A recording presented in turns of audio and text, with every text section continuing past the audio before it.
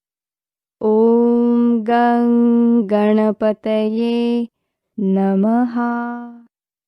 ॐ गं गणपतये नमः। ॐ गं गणपतये नमः। ॐ गं गणपतये नमः। ॐ गं गणपतये नमः।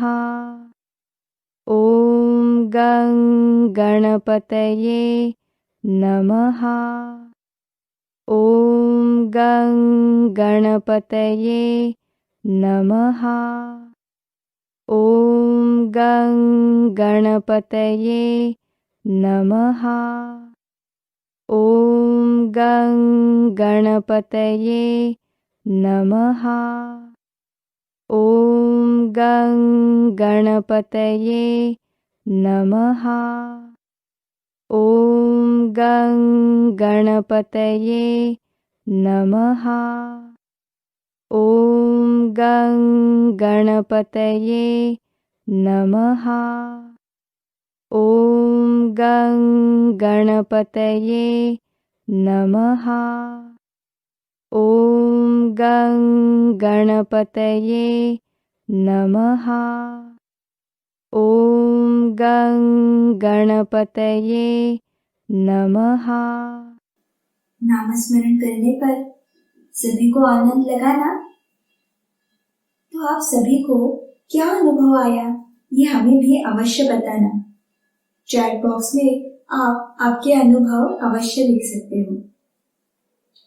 चलो फिर अब आज की जो आदर्श कृति है वो हम देखते हैं।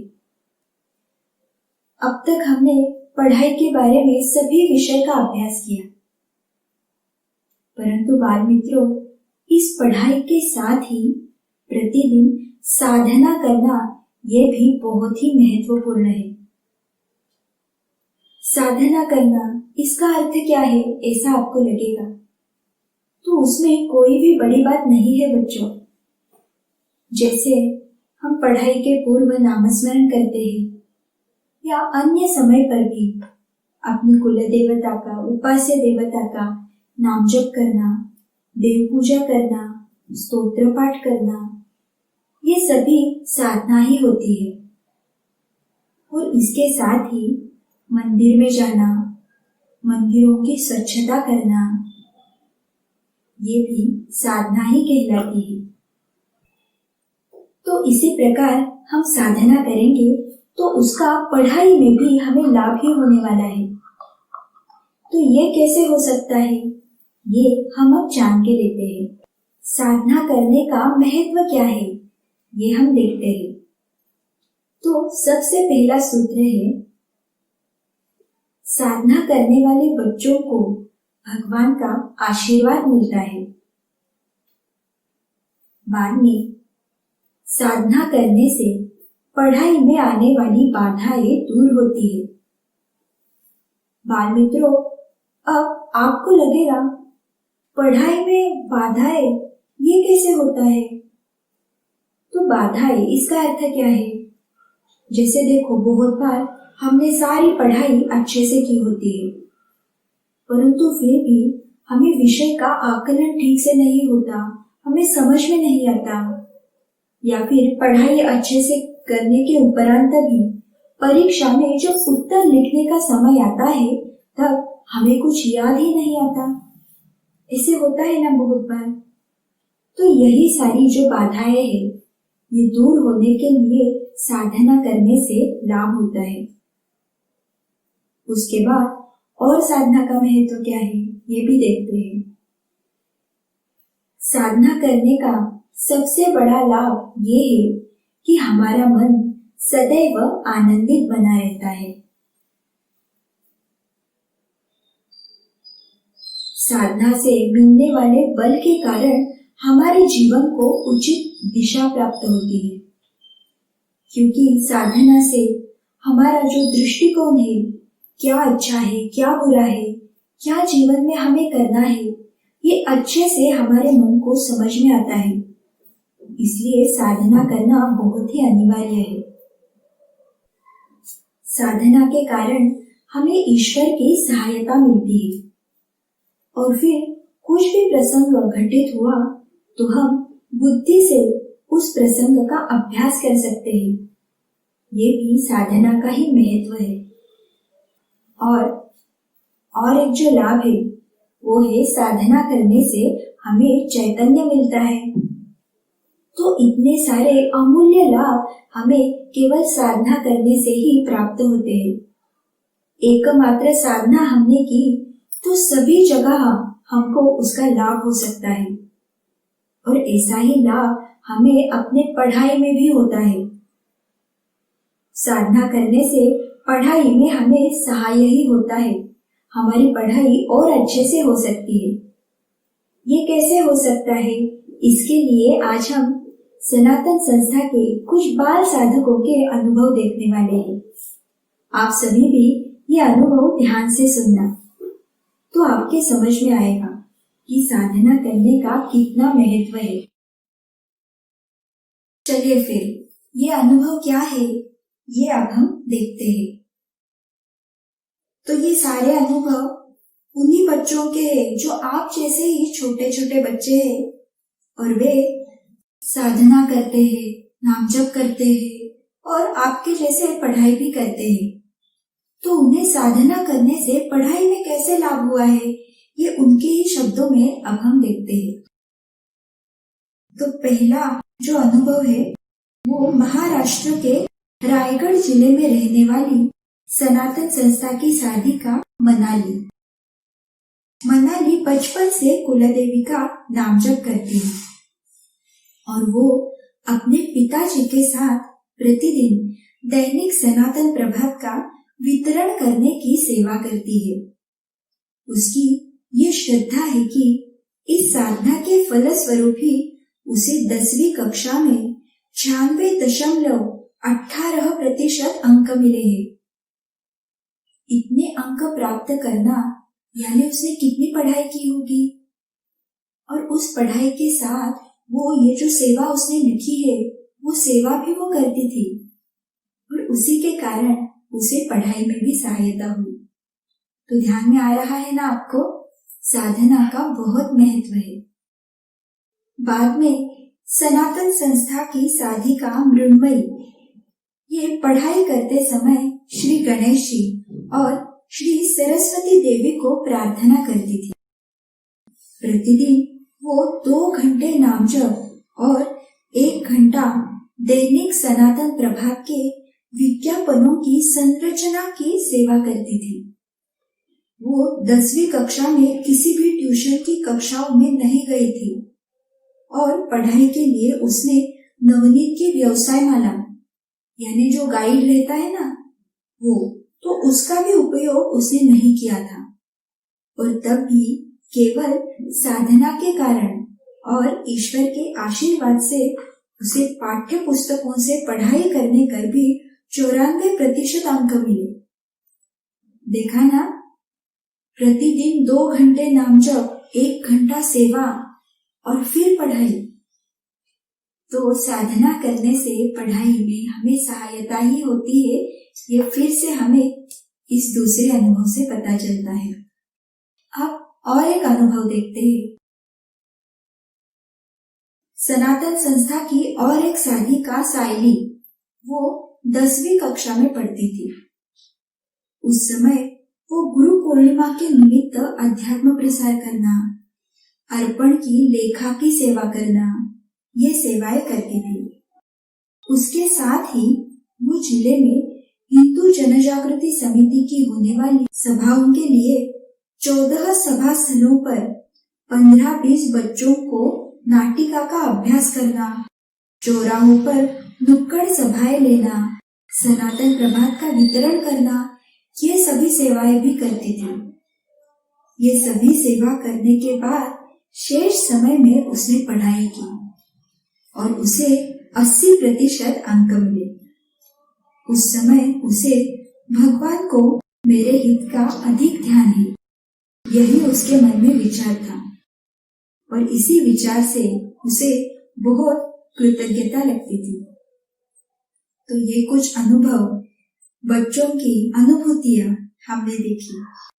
तो इन सारे अनुभूतियों से सभी को पता चला ना, साधना करने से पढ़ाई में हानि नहीं होती बल्कि लाभ ही होता है। तो इसलिए हमें अपने पढ़ाई में, अपने जीवन में सफल होना है, ऐसे हमें लगता है तो हम कल से नहीं, आज से ही, इसी क्षण से साधना करने के लिए, सेवा करने के लिए अवश्य प्रयास करेंगे। सभी ऐसा प्रयास करेंगे ना? बाल मित्रों, हमने आपको सनातन प्रभात पढ़ने के लिए कहा था। अब बहुत से बच्चे सनातन प्रभात पढ़ भी रहे हैं और वैसे चैट बॉक्स में उन्होंने लिखा भी है। सनातन प्रभात का ऐप भी आप डाउनलोड कर सकते हो। ये गूगल प्ले स्टोर पे उपलब्ध है और डाउनलोड करने के बाद आप चैट बॉक्स में वैसे भी अवश्य लिखना।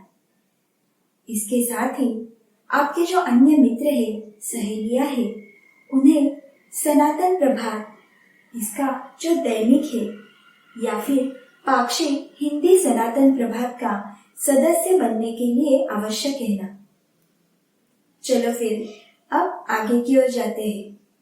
अब हम गणपति स्तोत्र कहने वाले हैं। जिनको स्तोत्र कंठस्थ हो गया है तो वो हाथ जोड़कर, अपनी आंखें बंद करके एकदम स्थिरता से बैठकर ये स्तोत्र कह सकते हो।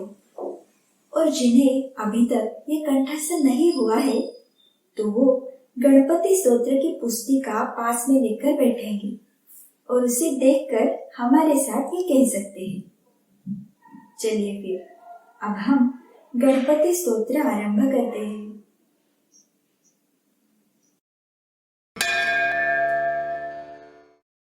श्री गणेशाय नमः। नारद उवाच प्रणम्य शिरसा देवं गौरीपुत्रं विनायकं भक्तावासं स्मरे नित्यं आयुः कामार्थसिद्धये।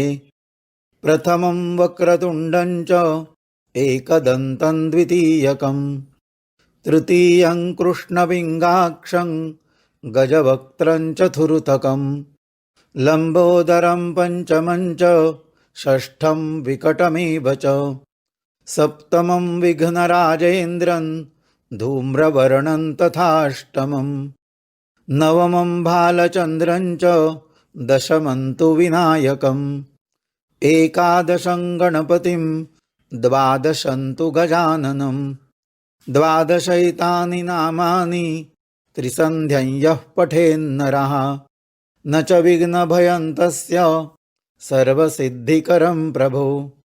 विद्यार्थी लभते विद्यां धनार्थी लभते धनं पुत्रार्थी लभते पुत्रान् मोक्षार्थी लभते गतिम्। जपेत् गणपतिस्तोत्रं षड्भिर्मासैः फलं लभेत संवत्सरेण सिद्धिं च लभते नात्र संशयः। अष्टभ्यो ब्राह्मणेभ्यश्च लिखित्वा यः समर्पयेत् तस्य विद्या भवेत् सर्वा गणेशस्य प्रसादतः। इति श्रीनारदपुराणे संकष्टनाशन गणेशस्तोत्रं सम्पूर्णम्।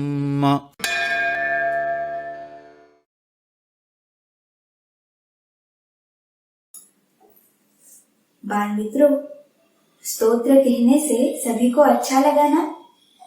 और अब तो आप घर पर बैठकर भी ये सारे स्तोत्र सुन सकते हो, क्योंकि सनातन संस्था लेकर आई है सनातन चैतन्य वाणी ऑडियो ऐप। इस ऐप में जो भी श्लोक, स्तोत्र है, वे एक बार डाउनलोड करने के बाद बिना इंटरनेट के भी आप सुन सकते हो और पढ़ भी सकते हो। ये ऐप मराठी भाषा में है, परंतु इसके जो श्लोक और स्तोत्र संस्कृत में है वो तो आप अवश्य पढ़ सकते हो और आप ये गूगल प्ले स्टोर से डाउनलोड कर सकते हो। इस ऐप की विशेषता ये है कि ये सारे स्तोत्र और श्लोक शास्त्र शुद्ध पद्धति से और वैदिक ब्राह्मणों द्वारा उच्चारण किए गए हैं। तो आप सभी इसका अवश्य लाभ लेना। चलो फिर, आज का पूरा संस्कार वर्ग सभी ने ध्यान देके सुना है ना? आज हमने बहुत ही अलग अलग प्रकार की जानकारी देखी है। आज की कथा भगवान श्री कृष्ण जी अपने भक्तों पर कैसी कृपा करते हैं, ये हमने देखा। और आदर्श कृति में साधना का महत्व क्या है और पढ़ाई के साथ साधना करने से हमें कितना लाभ होता है, ये भी देखा। तो ऐसी बहुत ही अच्छी नई नई जानकारी हमें प्रतिदिन भगवान देते हैं। इसलिए हम भगवान के चरणों में अब कृतज्ञता व्यक्त करेंगे। हे भगवान, केवल आपकी ही कृपा से इस संस्कार वर्ग में हमें बहुत कुछ सीखने को मिला। इसलिए हम आपके चरणों में कृतज्ञ हैं। बच्चों, ये कार्यक्रम आपको अच्छा लगा तो हमें अवश्य बताना। इसके लिए ऑनलाइन स्क्रीन पे जो दरपट्टी जा रही है, वहाँ हमारा संपर्क क्रमांक भी दिया है। आप हमें भी अवश्य संपर्क कर सकते हैं। और इसके साथ ही हमारी जो वेबसाइट है www.balsanskar.com, इसे भी अवश्य भेज देना। चलो फिर, आज जैसे हमने कहानी सुनी वैसी ही और एक कहानी सुनने के लिए सभी बच्चे कल भी जुड़ेंगे ना?